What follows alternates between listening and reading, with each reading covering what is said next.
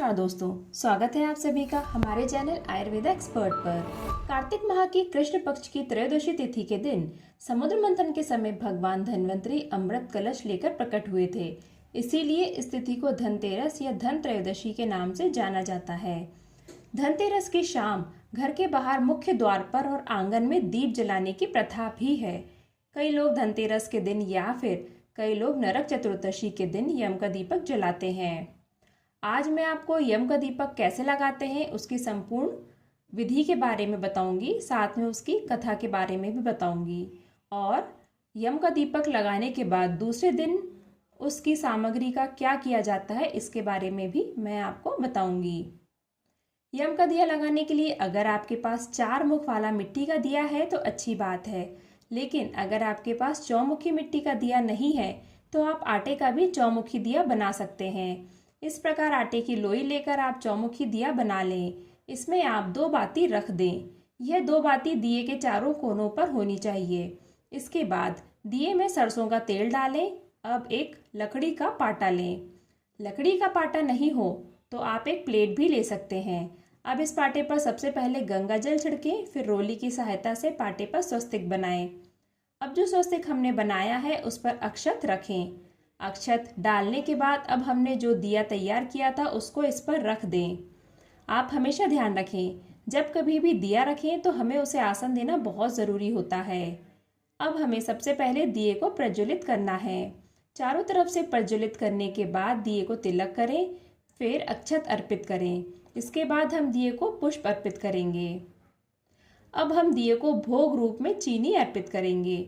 अब सबसे महत्वपूर्ण बात कि दिए को हमें कभी भी खाली नहीं रखना है। इसमें हम 1 रुपये का सिक्का डालेंगे। इसके बाद यम के दिए की जो विशेषता है वह है कौड़ी। इसमें हम 1 कौड़ी डालेंगे। कौड़ी आपको आसानी से पूजा की दुकान पर मिल जाएगी। इस प्रकार से हमारा यम का दिया तैयार है। अब इस दिए को ले जाकर अपने घर के मुख्य द्वार पर दक्षिण दिशा की तरफ रखें। इस दिए में 4 बाती चारों दिशाओं को बताती है, इसलिए इस बात का ध्यान रखें कि इसे हम दक्षिण दिशा में ही रखें, क्योंकि यमराज की दिशा भी दक्षिण ही मानी गई है। अब दिए को प्रणाम कर वापस घर के अंदर आ जाएं। ध्यान रखें पीछे मुड़कर न देखें। इस प्रकार हम यम का दिया लगाते हैं। अब मैं आपको इसकी कथा बताती हूँ। किसी समय में एक राजा थे जिनका नाम हेम था। देव कृपा से उन्हें पुत्र रत्न की प्राप्ति हुई। ज्योतिषियों ने जब बालक की कुंडली बनाई तो पता चला कि बालक का विवाह जिस दिन होगा उसके ठीक 4 दिन बाद वह मृत्यु को प्राप्त होगा। राजा इस बात को जानकर बहुत दुखी हुआ और राजकुमार को ऐसी जगह पर भेज दिया जहाँ किसी स्त्री की परछाई भी ना पड़े। देवयोग से एक दिन एक राजकुमारी उधर से गुजरी और दोनों एक दूसरे को देखकर मोहित हो गए और उन्होंने गंधर्व विवाह कर लिया। विवाह के पश्चात विधि का विधान सामने आया और विवाह के 4 दिन बाद यमदूत उस राजकुमार के प्राण लेने आ पहुंचे। जब यमदूत राजकुमार के प्राण ले जा रहे थे तब उस वक्त नवविवाहिता पत्नी का विलाप सुनकर उनका हृदय भी द्रवित हो उठा, परंतु विधि के अनुसार उन्हें अपना कार्य करना पड़ा।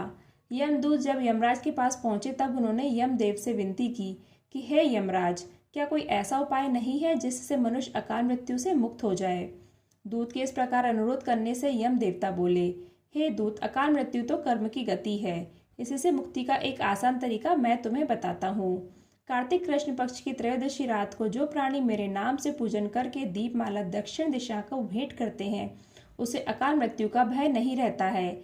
यही कारण है कि लोग इस दिन घर के बाहर दक्षिण दिशा की ओर दीप जलाकर रखते हैं। इसके अलावा दोस्तों, कई बार मुझसे पूछा जाता है कि दीपक जलाने के दूसरे दिन हम इन सामग्री का क्या करें। इसके लिए मैं बताना चाहूँगी कि यम के दिए की कोई भी सामग्री घर के अंदर ना लेके आएँ। इन्हें हम अपने घर के बाहर ले जाकर कहीं मिट्टी में गाड़ दें और ये सिक्के किसी ज़रूरतमंद व्यक्ति को दे दें।